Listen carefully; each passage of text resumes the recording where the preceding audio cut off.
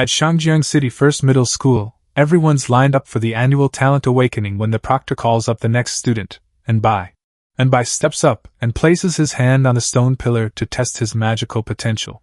The pillar flashes green, revealing a wildly mid-score of 3.1 mage.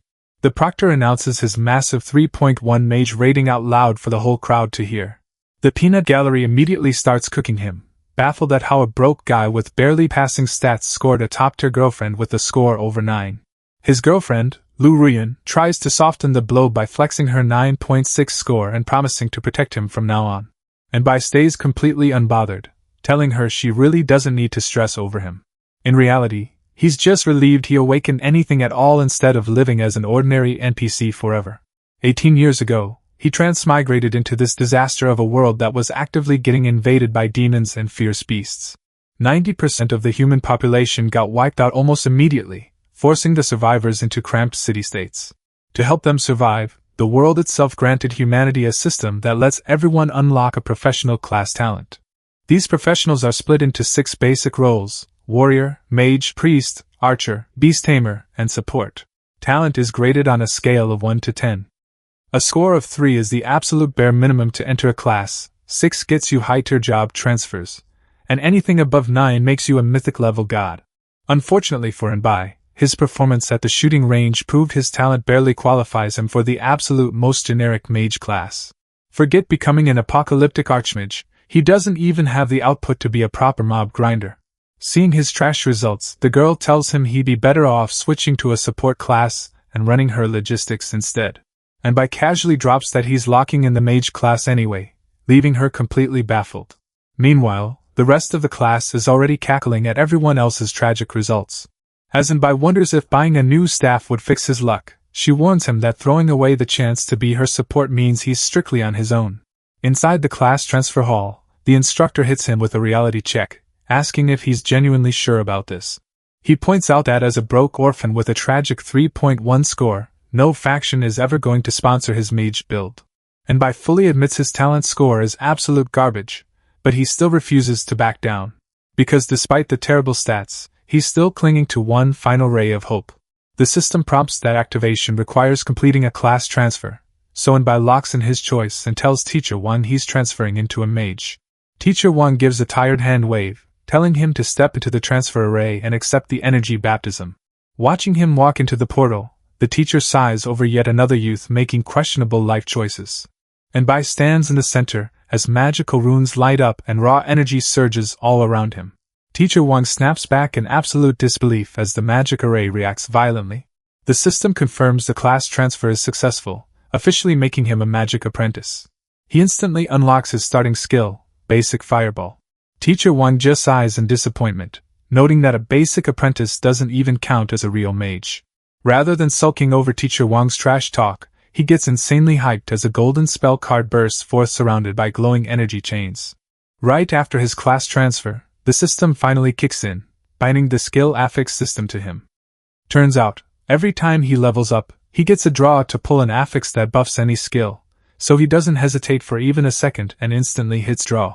Gotcha luck comes through on the very first pull, landing him a golden legendary skill affix, Explosion. In this world, affixes are usually reserved for equipment, but his system lets him attach them directly to his active skills. Item rarity scales from basic common white all the way up to legendary gold, meaning he just hit the jackpot on turn 1 with an affix that boosts damage up to 100 times. Since Fireball is currently his only offensive spell, he slams the explosion affix straight into it.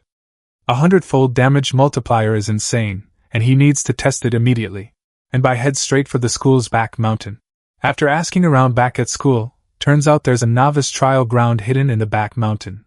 The onlookers are completely stunned to see Bai actually turn up as a mage, trash-talking his audacity, and assuming he'll just end up leeching off Lu Ruyan.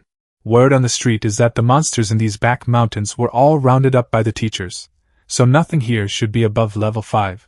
Suddenly, Lu Ruyan extended her staff toward Bai. Bai collapsed as Lu Ruyan pretended that she had only just noticed him. Lu Ruyan tries to flex her tier 3 ice mage status, offering to carry him and split the experience. But Bai hits her with a crisp, "Me? Not at all."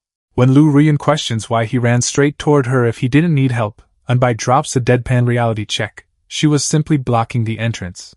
Utterly humiliated, Lu Rian seethes in rage, panicking over how this ruins her fake public image of being a loving partner. Teacher Wang hits him with the mandatory safety talk, reminding him not to ruin the school's pristine zero-death streak inside the dungeon. And Bai politely nods and thanks him for the heads-up. Watching him head in, Teacher Wang internally sighs. He intentionally hid the existence of these trial grounds from the kid, yet he still somehow speed-ran his way here anyway. And Bai teleports straight into the forest zone, stepping out of a glowing magic circle ready for action. Right on cue, a level 1 mutated rabbit spawns him with 80 HP, 5 ATK, and 3 DF. He remembers this thing used to be a harmless local animal before otherworldly aura turned it into a hyper-aggressive monster. Choosing violence, he opts for a dirty sneak attack, chanting out his basic fireball spell. The rabbit effortlessly hops over the flame, completely mocking his slow-motion attack. Before he can even digest the miss, the rabbit turns around and opens a mouth full of nightmare teeth. Except a blinding blast hits the oversized rodent right in the jaw before it can land a bite.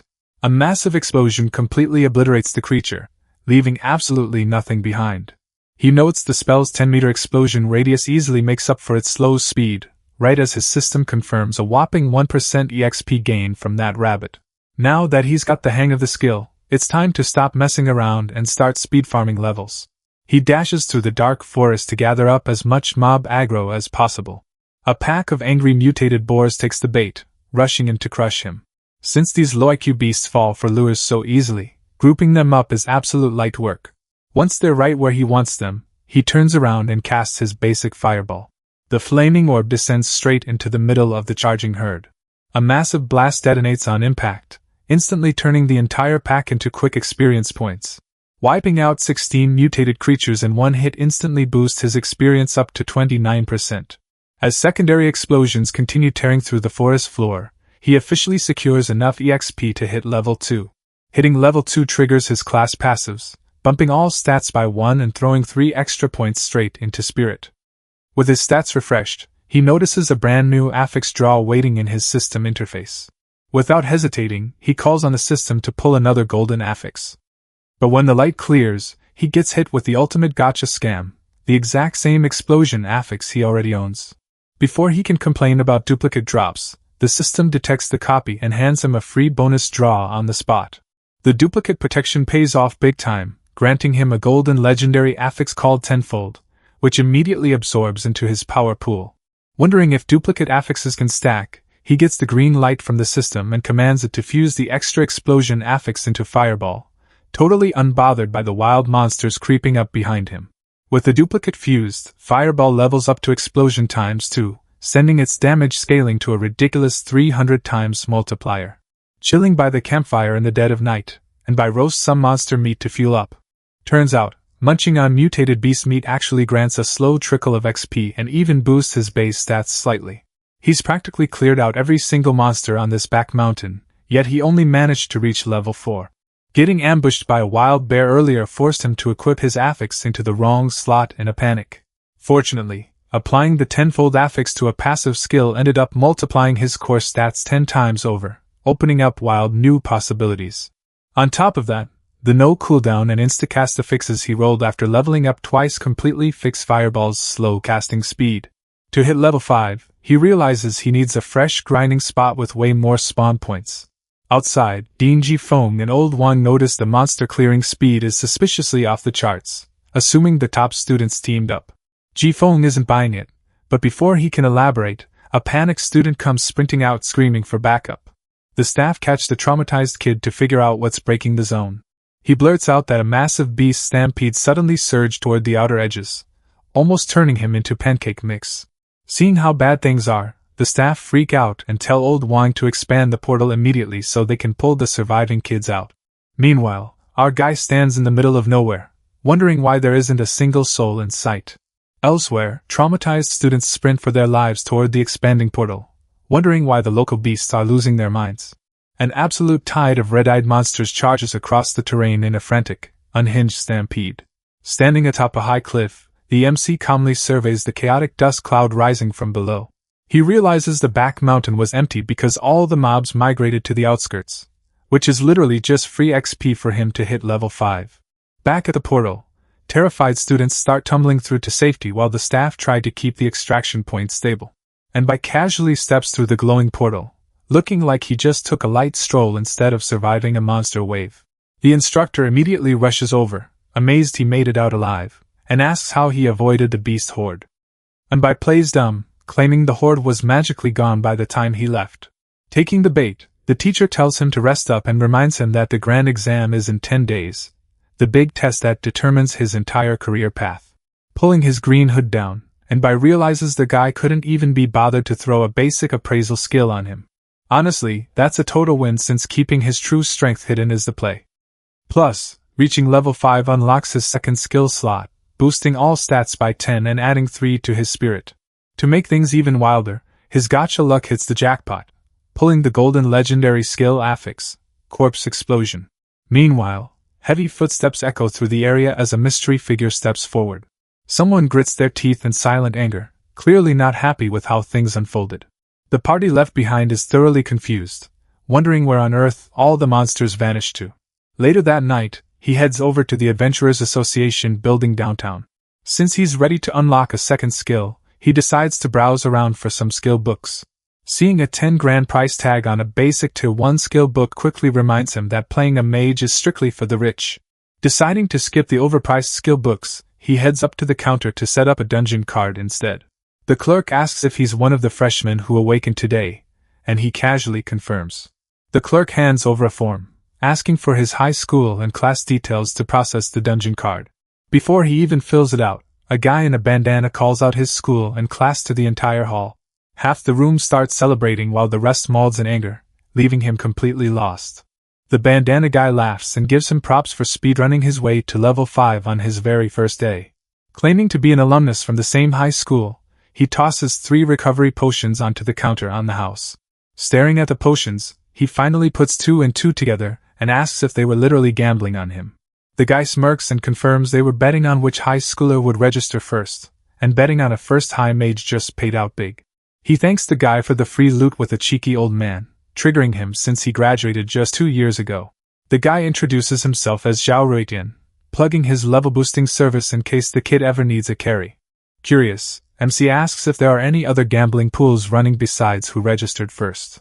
Zhao reveals they bet on rookie dungeon picks and clear times, though hanging out together ruins the blind odds. Eyeballing a potion, MC drops a bombshell, asking for 10-to-1 odds on him clearing a purgatory difficulty dungeon. Zhao literally chokes on his cigarette smoke, warning him that purgatory mode isn't a game for rookies. The kid just stares back with pure, unbothered confidence. Zhao locks eyes, realizing this insane freshman isn't joking at all. Zhao slides the tray forward, asking for his name while dropping a casual reality check. Once this pool opens, the stakes are easily hitting 300 to 500 grand. And Bai sees right through them, casually pointing out they're just afraid he can't foot the bill. He drops his ID, introducing himself as an Bai of the An family from Upper River City, and promising Zhao a sweet cut if he gets things set up. Zhao has never heard of any An family in his life, but figures anyone dropping cash this fast must be from some low-key highborn lineage. And Bai then heads straight for the gate, locking in the level 5 remnants of the Bug Emperor dungeon on purgatory difficulty. Zhao absolutely loses at seeing him pick the hardest mode available, instantly deciding he's gonna cling to this VIP like his life depends on it. With a flash of magic, and Bai teleports straight into the dusty dungeon clearing, ready to handle business solo. The dungeon challenge kicks off with 4 difficulty levels, with Purgatory demanding he straight up destroy the bug nest and survive. Without a map to guide him, and Bai decides to just head wherever the bug swarm is thickest, immediately running into a swarm of level 7 gold-winged bugs. And Bai doesn't even flinch as giant armored bugs swarm his position, calmly raising his wand to cast. He instantly detonates a massive fiery explosion, engulfing the entire swarm in pure heat. Noticing the tanky monster survive the outer blast, and Bai coolly prepares to drop a follow-up hit. The scorched bug staggers weakly in midair, barely clinging to life after taking the shockwave. Before it can recover, a violent burst of green energy surges to finish the job for good. And Bai suddenly realizes what's actually going on. That green burst wasn't just a normal hit, it was the effect of corpse explosion. Turns out, in his rush to leave the back mountain, he attached it to his fireball without reading the skill description. Slain enemies violently detonate for max HP plus incoming attack damage. Which means he doesn't even need to spam fireball anymore.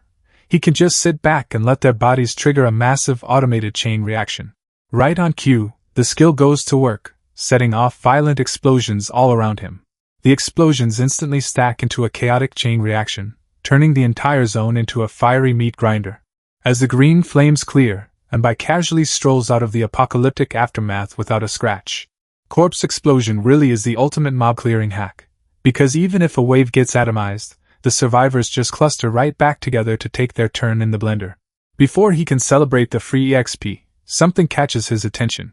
The smoke clears around a deep fissure nearby, revealing movement deep below. Looking down into the chasm, he spots a horde of giant armored bugs packed tightly together. Honestly, them grouping up like that just saves him the trouble of aiming. The oversized beetles take flight to jump him, but a fireball drops straight down into the pit to greet them. The spell detonates instantly, letting off a massive blast of green energy that vaporizes the horde before they can even get out of the pit. The guy locks in, keeping silent as the tension peaks. Outside, his big bro is stressing over the dungeon screen, praying he pulls through with millions on the line in the betting pool. Meanwhile, another gambler doubles down, tossing an extra 50 grand into the pot, and claiming old Zhao is about to lose his shirt. A blonde girl turns around, sensing something major is about to go down. Suddenly, a server-wide announcement flashes, declaring that Bai just cleared the Bug Emperor dungeon on Purgatory difficulty with an SSS rating at level 5. The entire lobby loses its mind, completely baffled over who this absolute menace Bai even is.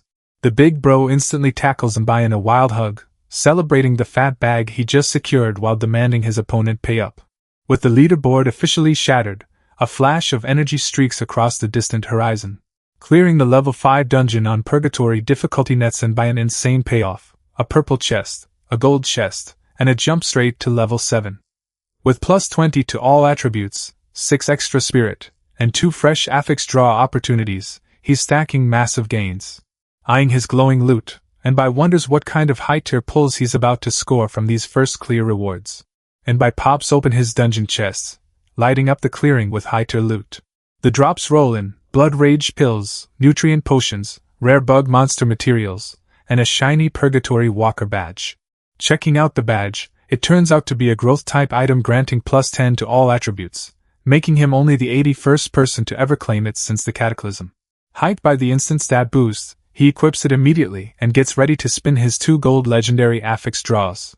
He triggers the system pull, successfully landing 2 absolute top-tier gold legendary skill affixes, Flame and Teleport. Meanwhile, Director Lee is interrogating the top students, trying to figure out if they secretly teamed up or if someone somehow unlocked a nuking skill on day 1. The students quickly deny it, admitting their farming speed was nowhere near that fast and that all the beasts were already wiped out before they even reached the back mountain. Before Director Lee can process that, an assistant comes sprinting over in full panic mode with bad news. Ji Feng dismisses the students, sending them back to grind monsters. When the director asks why he's panicking, Old Wang drops a bombshell. Another school just birthed a total freak who wiped out the Bug Emperor remnants at a mere level 5. Ji Feng is coping hard, venting about how he barely beat Nightmare difficulty at level 9 back in the day. The assistant swears it is true though, dropping the bombshell that Bai cleared Purgatory difficulty in under an hour. Meanwhile, Bai is already speedrunning a new dungeon, casually dropping elite knights and archers. Refusing to waste his 3 free daily runs, he notes these elite mobs are quality over quantity compared to the Bug Emperor dungeon.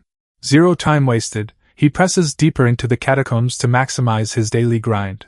An elite black iron archer locks onto him from above, unleashing a barrage of sharp projectiles down his way. Bai casually weaves through the incoming slashes, effortlessly dodging the deadly wind blades. However, one of the arrows barely catches the edge of his cloak, tearing right through the fabric. Not letting that slide, he closes the distance instantly and obliterates the archer, officially wiping out the level 6 elite. Chugging a health potion to patch up his HP, he mentally notes that buying a proper defensive skill book is moving straight to the top of his shopping list once he leaves. With that room cleared, he strolls deeper into the eerie, bat-filled catacombs toward the massive set of doors ahead. He keeps pressing forward through the echoing corridor, completely unfazed by the swarm of bats flying around. Finally, he steps into a massive chamber where a gigantic hammer hangs from the ceiling, signaling the real fight is right around the corner. He steps firmly into the room, fully locked in for whatever comes next. and by steps into the chamber just as a colossal warhammer drops into view with crushed metal energy. The heavy slam sends a shockwave roaring through the entrance hall right as he arrives. Feeling the absurd pressure in the air, and by realizes he's locked into a full-on boss room. A giant gauntlet hand tightly grips the massive weapon shaft. The level 7 black iron giant king fully awakens, roaring in fury at whoever dared to ruin its nap. Without giving him a second to breathe, the boss swings a massive full-screen cleave straight at him. And by quickly realizes the cramped room and the boss's insane attack range mean dodging forever isn't an option. Since defense is a dead end, he dashes straight in to end this fight with a single clean blow.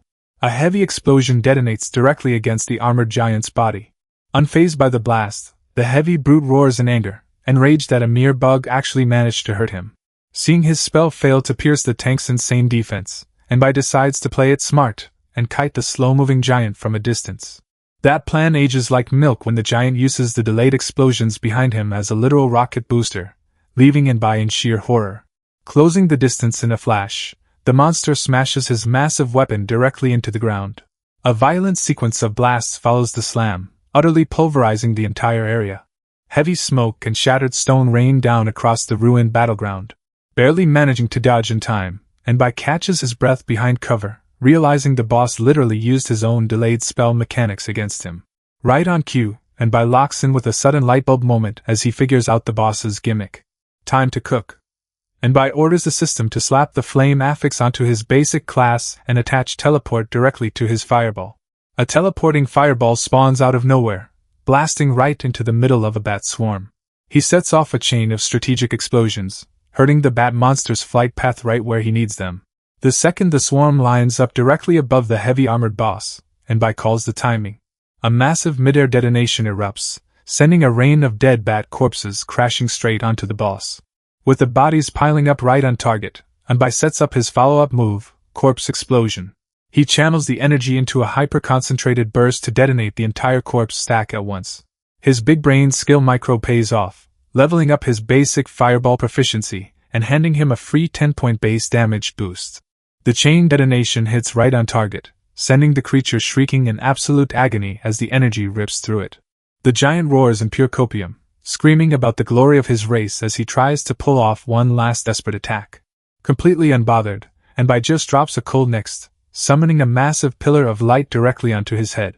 Since his teleport affix lets him bypass the big guy's attack range entirely, he doesn't even have to play fair. The blast crashes down with zero mercy, completely flattening whatever was left of his opponent, and by vaporizes the level 71 Black Iron Giant King on Purgatory mode, snagging a mountain of EXP, a purple chest, and a secret purple great shield. The massive XP drop instantly pumps him up to level 8, stacking his stats and granting him another free affix pull. Cracking open the purple chest yields some upgrade materials and a hyper-rare mount pet contract. A mount means no more walking anywhere, plus bonus firepower in battle. Riding the luck high, he rolls the affix gotcha and hits legendary gold tenfold again. Since it's a dupe, the system hands him a free redraw that pulls Crimson Lotus. Realizing Crimson Lotus upgrades flame quality, he stacks tenfold onto his class passive once more and slaps Crimson Lotus onto Fireball. With his Fireball now inflicting unstoppable true burn damage, and by calls it a day, planning to sell his junk and grab a spatial ring tomorrow. And by drops his ridiculously heavy bag onto the ground with a loud thud. He's completely wiped after clearing every single level 5 dungeon, knowing the next ones won't unlock until he reaches level 10.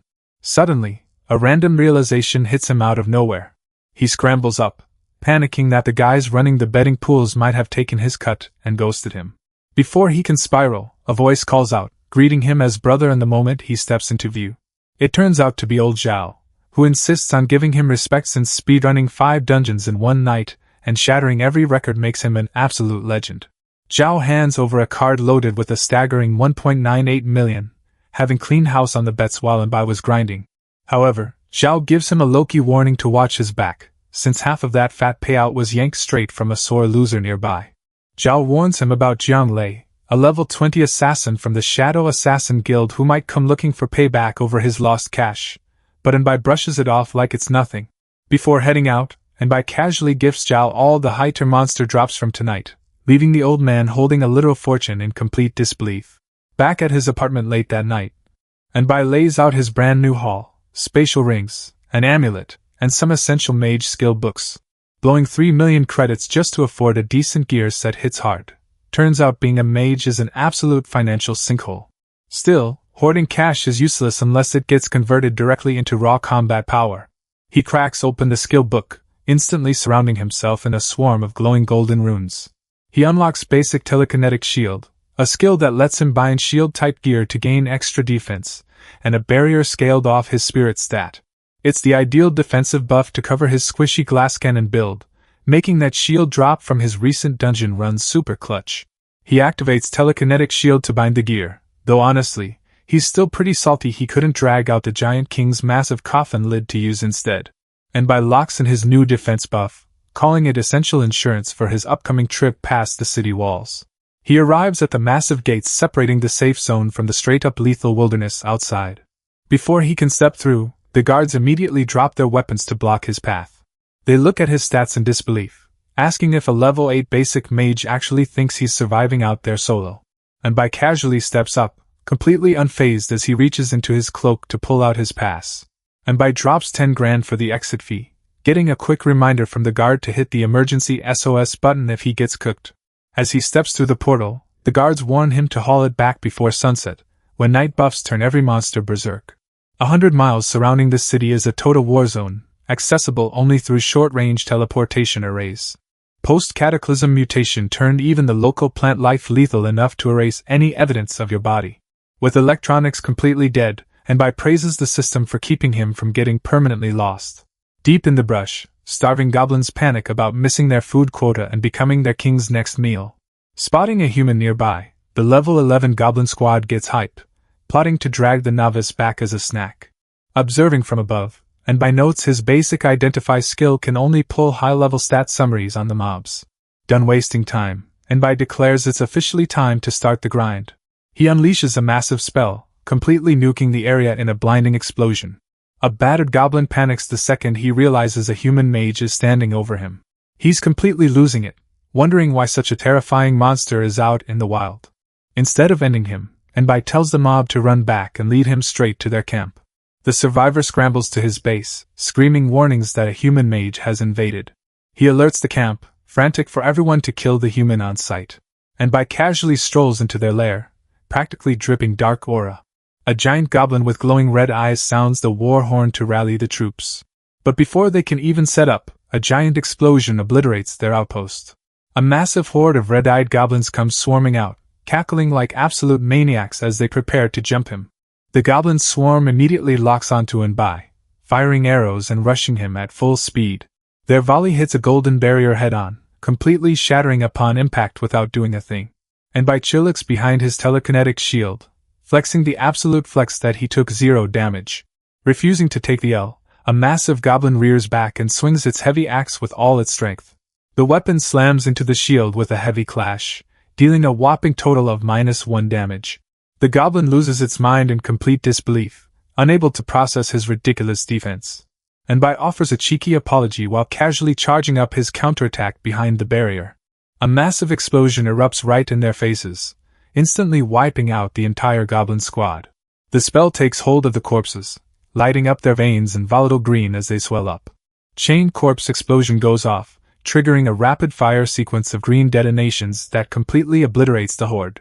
Nearby rogue players freeze in place as massive detonations rumble through the forest.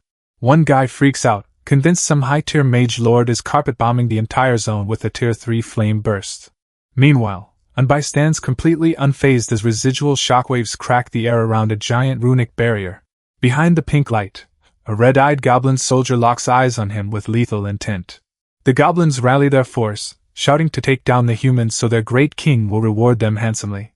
With a screeching war cry, the entire squad lunges at Bai simultaneously from every angle. Bai gives them credit for actual coordination, before reminding them that teamwork is a total joke in the face of raw power. He triggers instant casts, dropping a barrage of golden blasts that immediately sends the entire squad flying. Bai casually lets a golden blade slice through an attacking goblin without even looking. With a sweep of his staff, he unleashes a massive golden AoE burst. The attack completely levels the goblin settlement into smoking ruins. The system confirms 34 goblins wiped out and a bump to level 8, leaving him pretty pleased with the speedrun. While eyeing the pile of dropped gold and gear, a glowing purple gem catches his attention. Examining a glowing purple crystal, and by notes it fetches a smooth 1,000 yuan per gram back home, a total flex only top-tier elites can afford. Sure, combat classes are high risk, but the speed at which they print money leaves lifestyle classes in the absolute dust. Recalling the goblin's last words about a great king, he realizes an even bigger monster camp is waiting out there and sets off to find it. While wrapping up a fight with a giant green monster, Nia gets called over by his accomplice. His partner asks if this is the target from yesterday, and Nia bitterly confirms it, complaining that the kid cost him his squad leader rank and left him $1 million in debt. His buddy suggests taking out the level 9 kid right then and there, but Nia warns him off, claiming the target belongs to the powerful by family. Unaware of the stalkers, and by celebrates, finally hitting level 10, stacking up new class passives and stat boosts before deciding to find a safe spot for the night. The duo decides to tail him away from the city defense force, though one of them starts wondering if there's even a noble by family in Shangjiang City to begin with. Having found a quiet cave to set up camp for the night, and Bai finally gets a moment of privacy. Sitting by the campfire, he commands the system to pull 2 new affixes. The gacha wheel spins, locking onto a gold affix alongside a deep, glowing red card. System notifications confirm he landed the gold legendary affix explosion and a red mythic affix, death-sparing substitute, catching him completely off guard. He stares at the rank hierarchy in sheer disbelief, having never even heard of a mythic tier existing above legendary. Slightly disappointed it's just an affix rather than a standalone skill, he immediately starts scheming how to maximize its output. He slaps the death-sparing substitute onto a passive skill, unlocking a cheat code revive that grants full restoration, invulnerability, and an escape teleport, realizing that by level 100, he'll practically have 90 extra lives. Out of nowhere, a projectile comes flying in, forcing Enbai to throw up his defensive shield just in time. The attacker mocks him from above, asking why a rich young master is out here farming monsters without any bodyguards. Dropping the fake pleasantries, the guy demands Enbai hand over all the cash he won yesterday if he wants to walk away breathing. Enbai calls him out for straight-up robbery, asking if he's really not afraid of the city defense force pulling up to arrest him. But the mugger already ran the math. It'll take 5 minutes for the guards to arrive, and Enbai won't last that long. His goon chimed in, telling his boss to stop yapping so they can just jump him already. Hearing it's just the 3 of them and 5 minutes before anyone interrupts, Enbai drops the scared act with a smirk. That's more than enough time to handle business. The mugger charges in, screaming that a solo mage is basically free loot waiting to get wiped in under 5 minutes. Before he can even finish his villain monologue, a massive fire spell erupts right in his face. A ridiculous explosion tears through the ground, instantly swallowing the attacker in a wave of raw firepower. His high-tier protective amulet snaps under the heat, barely clutching the survival check for him. Gassed out on the scorched earth, he's losing his mind that a level 10 archer just forced him to waste his most expensive defensive item. As the smoke clears, mana swirls around a super unfazed Enbai. Casual as ever with his staff over his shoulder, Enbai drops the real talk. The plan wasn't bad, but the power gap was just way too wide. Looking up in sheer horror, the guy finally connects the dots. The mystery powerhouse who dropped that tier 3 flame burst earlier wasn't by the entire time. Panicking, the guy desperately tries to play dumb, capping that Enbai must have the wrong person since he doesn't even know any tier 3 skills. But his cheap excuses don't save him as he's instantly engulfed in a massive wave of fire, screaming in sheer agony as he gets cooked alive. The smoke clears, leaving behind nothing but shattered ground and lingering purple sparks. Enbai casually notes that chain corpse explosion is actually the ultimate crime scene cleanup tool for deleting all evidence. He starts walking away, completely unaware of the ominous shadow creeping up right behind his heels. Suddenly, a lethal shadowy blade bursts out from the floor in a surprise shadow assassination attack. The blade pierces straight through Enbai's chest, taking him completely off guard. As he stands frozen in shock, a hooded figure materializes right behind him with a sinister laugh. The rogue gloats that the guy Enbai just vaporized was merely a shadow clone, flexing how a level 20 veteran always keeps extra lives on deck. Standing over Enbai's fallen body, the assassin moves in to loot his gear, ready to claim all his high-tier loot for himself. Just as the assassin reaches down to loot him, Enbai triggers a counter trap, bursting with golden light. Standing back up completely fine, Enbai acknowledges that level 20 assassins really do have annoying gimmicks. Without missing a beat, he unleashes a wave of scorching fire that completely incinerates the shadow clone. Admitting his death-sparing substitute barely saved his life, and decides logic dictates firing off even more explosions in case there are extra clones lurking around. The insane overkill obliterates the cave system entirely, leaving zero room for anything to survive. With even the guy's spatial ring blown to absolute pieces and loot spilling everywhere, and confirms the assassin is finally cooked for good. Sweeping up the scattered drop items, he reminds himself that in this world, other players and their absurd skill sets are always the real threat. And realizes his telekinetic shield won't cover everything, making his death-sparing substitute skill his real clutch card, meaning he needs to grind levels ASAP. Suddenly, a mysterious purple light starts pulsing from the cracked earth right where the explosion went off. He immediately hits the glowing anomaly with basic identified to inspect what he just unearthed. Turns out it's a one-time secret realm called Demon King's Burial Ground, capped at level 20 and strictly requiring 4 players. He didn't expect his overkill spell to literally nuke a whole secret realm into existence. He hops down onto the magic formation to inspect it directly. Since it takes 4 people to enter, he instantly rules out random classmates. Trusting randoms is just asking to get griefed for loot. So he shoots a message straight to old Zhao to pull up with a party before anyone else catches wind. An's buddy arrives at the dungeon entrance, calling out to locate him in the rocky terrain, and casually greets him, noting he finally pulled up. He explains he got held up by some trouble on the way and brought his sister and her classmate along to check out the secret realm. Zhao Jiqing is a level 5 tier 3 defense class, while her classmate Xiying is a level 4 tier 3 combat class. And keeps it cool, welcoming the newcomers and telling them to just call him and leads the squad to the cave entrance, announcing they've officially arrived at the secret realm. He drops the breakdown on them. It's a multiplayer realm, so they just need to walk in behind him and pocket a free 10% loot cut without lifting a finger. His classmate asks if Anbai was the one getting carried, but her brother admits they're literally just NPC filler to meet the party's size requirement. Before stepping in, the warrior waves his experience share, explaining he's already hit the level 20 cap so the extra EXP is useless. Violent purple energy surges as the system warps the entire team straight into the dungeon. They spawn into a desolate, eerie wasteland dominated by a giant glowing moon floating overhead. The shield warrior immediately freaks out from the spooky vibe and hides behind her massive shield, leading Anbai to realize she picked a max defense tank build purely because she's terrified of getting hurt. A glowing blue skeleton hand bursts right out of the cracked earth. An army of blue skeletons starts crawling out of the dirt, led by a menacing armored swordsman. The stats drop. A level 15 purple elite unit with 28,000 HP and beefy attack stats roars into the air. Seeing this monstrosity, the party instantly panics, doubting if a level 10 mage can actually solo a purple elite. Meanwhile, Anbai is genuinely thrilled, loving the crazy high difficulty right off the bat. Still, he reminds himself to keep his broken skill affixes hidden from his teammates. He chants a fake spell out loud and unleashes a fireball right toward the incoming undead mob. The fireball slams directly into the elite skeleton swordsman's skull with devastating force. The elite skeleton's glowing blue skull goes rolling across the ground like a heavy bowling ball. The party completely loses their minds after watching a level 10 basic mage drop a fireball that hits like a tactical nuke. Anbai stays low-key, confident no one can figure out his affix cheat as long as the corpses stay intact. He keeps firing into the horde, noting that while there aren't many skeletons, every single mob is an elite. Watching him incinerate the entire room, the party copes by convincing themselves he must be a high-level smurf holding his rank back.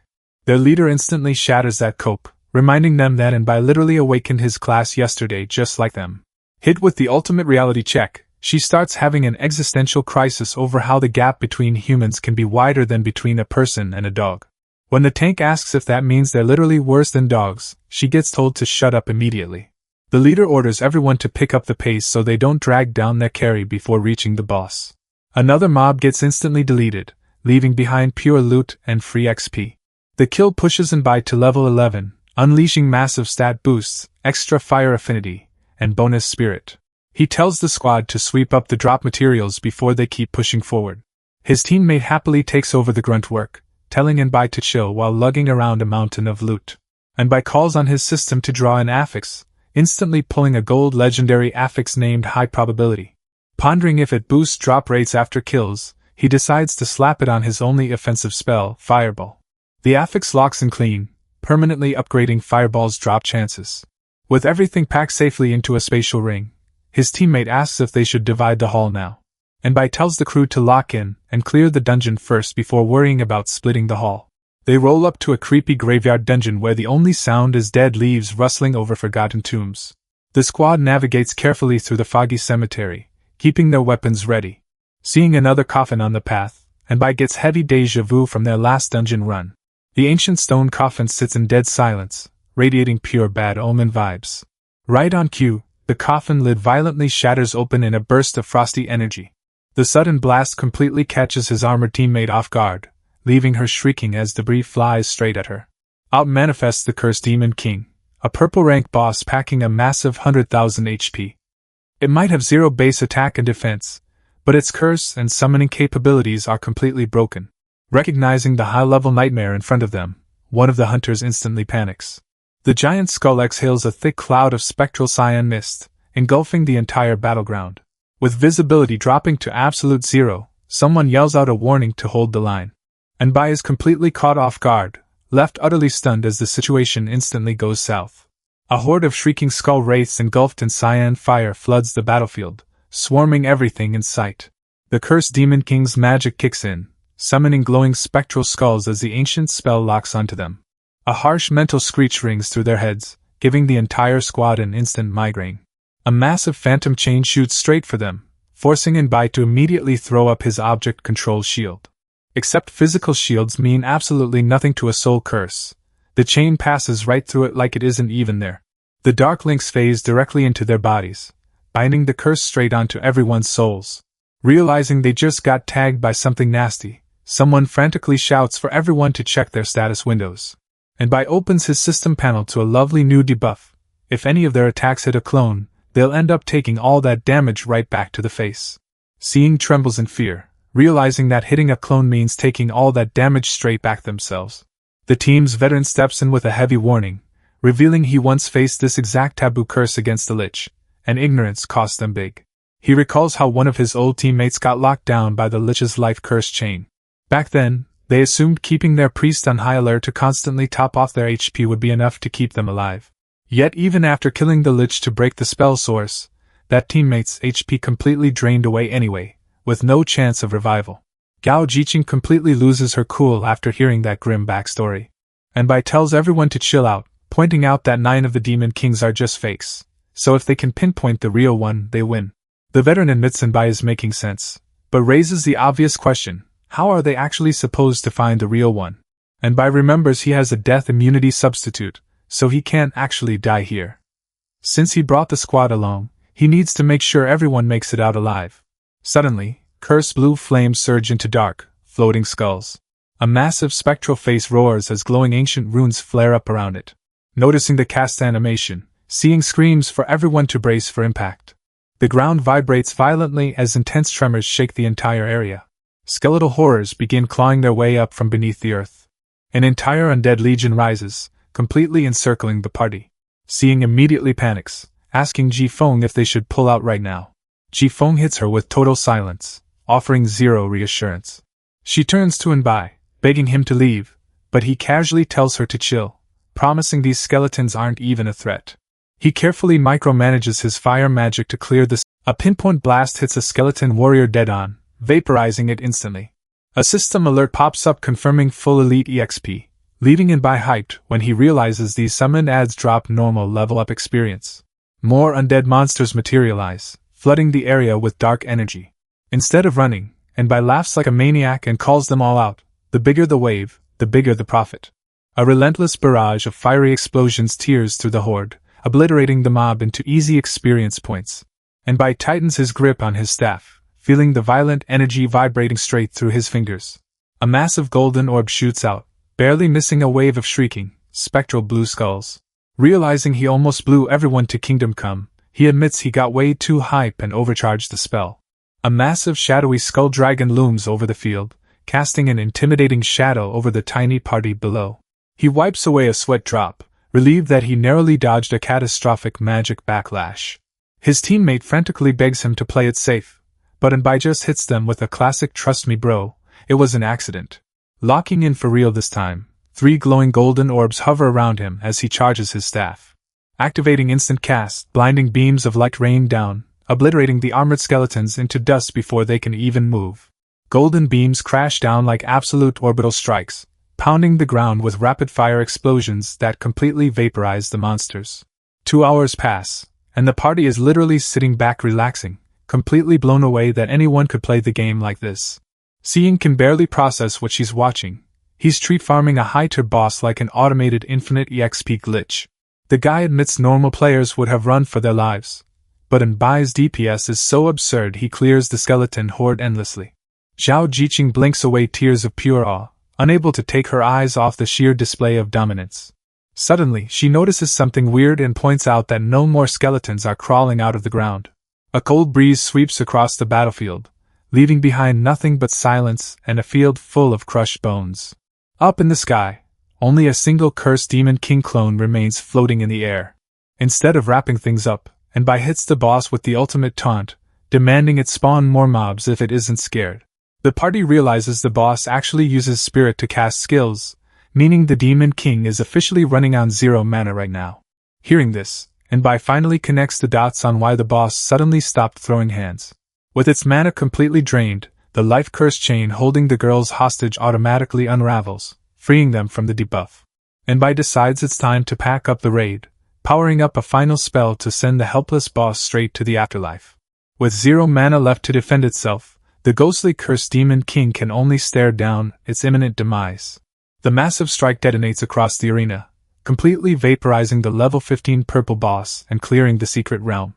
As the clear notification rings out, the party levels up, pushing Nbai to level 12 with a massive stat surge and another affix draw opportunity. Scoring the world first clear rewards a purple treasure chest and a level 15 golden grade secret realm crystal core. Holding the glowing yellow cube, he wonders what a secret realm crystal core even does. Examining the core, his party member explains it's raw material for creating dungeons, easily worth 3 to 4 million at the city's Adventurer Association. He adds that sellers don't just get a flat payout, but sign royalty contracts earning commissions whenever players run the dungeon. Cracking open the purple chest, it bursts with loot, granting Demon King remnants, a tier 3 summon skill book, a sorcery bone staff, and a black witch necklace. Looking up at the shattered purple sky, Nbai notes it was a solid harvest and tells the group to bounce before the pocket realm completely crumbles.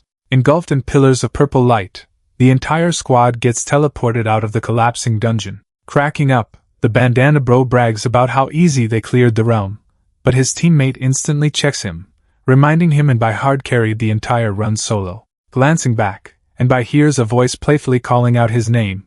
Fidgeting nervously, Seeing puts on her best cute act and asks Nbai to prioritize selling her the tier 3 skill book. Doing some quick mental math with their split, Nbai generously drops the price and offers it to her for a flat 6 million. Seeing immediately turns to her brother demanding cash, only for him to clutch his piggy bank in sheer terror over his 2 million yuan life savings. He frantically yells that it's his future wedding fund while Seeing roasts his non-existent love life, prompting Ying to step in and offer to cover whatever she's short.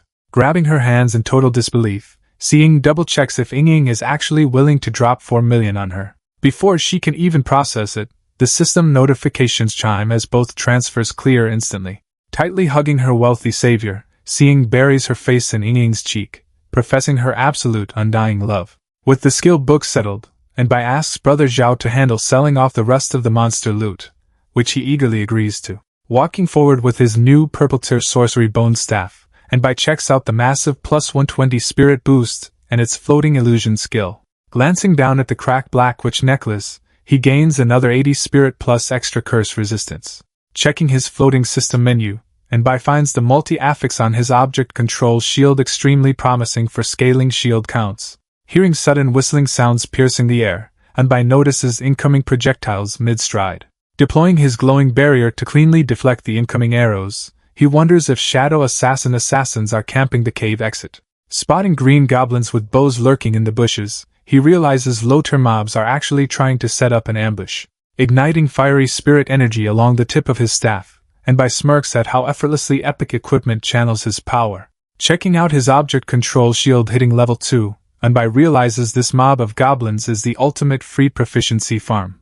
The goblin archers fire off a full volley, hyping themselves up thinking they've got the human cornered, casually snacking while arrows shatter against his floating barrier, and by knows his 186 defense stat is an impenetrable wall to them. 1 hour later, the goblins are completely spent, wheezing and collapsed flat on the floor. Right on cue, the skill dings to level 3, unlocking a 3 shield capacity and a 15% spirit defense scaling. Standing back up with his staff after an hour of free AFK defense training, he wraps up the grind session, summoning a massive fireball in his palm, and tells the exhausted goblins it's time to send them on their way as they desperately try to run. A chain of massive explosions rips through the woods, wiping out 31 goblins and boosting his level 12 EXP bar to 79%. Nearby in the forest, an armored warrior swings a massive battle axe down to crush a monster into paste. Another party of a shield bearer and mage work together to fend off a charging giant boar. Peeking out from behind a tree, and notices the spike in level 20 class holders farming materials for a living, deciding to find an empty spot to hunt on his own. Holding his staff while reviewing his stats, and realizes he accidentally wandered into the forest's deep core after farming goblins up to level 13, unlocking a ridiculous affix that turns all his damage into pure true damage. Thinking back to his worries about only having fireball against fire-immune mobs, he realizes elemental resistance is completely irrelevant now. A sinister smirk spreads across his face as he decides every single enemy is catching this unmitigated fireball regardless of their element. Halting near the trees with his staff raised, and suddenly overhears a desperate scream echoing through the woods. Looking into a clearing ahead, several hooded figures stand around a glowing ritual circle surrounded by candles, hovering over fallen bodies. A masked figure in a dark cloak steps through the trees as the sinister ritual continues. Watching one of the cultists violently force-feed a dying victim, and hides behind the brush, realizing this is way too twisted to just be a standard guild feud. The masked cultist snaps his head straight toward the brush, drawing his blade and demanding whoever is lurking there to show themselves. Put on a hood and pretended to be from the Shadow Assassin Guild. As approaches, the guards draw their swords, wondering what someone from the Shadow Assassin Guild is doing here. One of the cloaked men reports to his leader, noting that since the Shadow Assassin Guild controls the city, this guy's background is totally unknown. Leaving zero room for error, the leader immediately orders his men to capture him, and glares at them, trying to figure out who these guys actually are since they're dropping bodies on sight, and won't even spare Shadow Assassin members. One of the assassins dives through the air, lunging forward with his dagger bared, unsheathing his blade in a blinding flash of light, and warns that if they're attacking over a single disagreement, he won't hold back. Activating Mortal Blade, a wave of teal energy rips through the air toward the attacker.